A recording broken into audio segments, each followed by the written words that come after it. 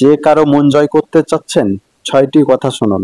1 number, আপনার সঙ্গে যখন কেউ কথা বলছে তার কথা মন দিয়ে শুনুন। কারো মনে জায়গা করে নেওয়ার সেরা উপায় হলো ভালো শ্রোতা হওয়া। 2 নাম্বার, চোখের দিকে তাকিয়ে কথা বলুন, এতে কথার গুরুত্ব বাড়ে। আপনি যখন কথা শুনছেন তখন অন্য কাজ করবেন না।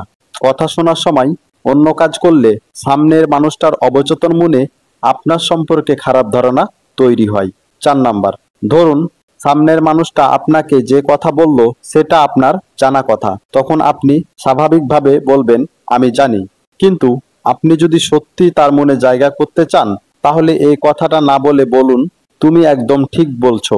5 নাম্বার, কাউকে প্রশংসা করার সময় মন থেকে করুন।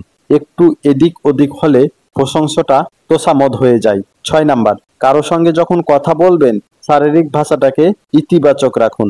দেখবেন যে কারো মন আপনি অল্প সময়ের ভিতরেই জয় করে ফেলবেন, শুধু আপনার কথার মাধ্যমে এবং শোনার মাধ্যমে। ধন্যবাদ।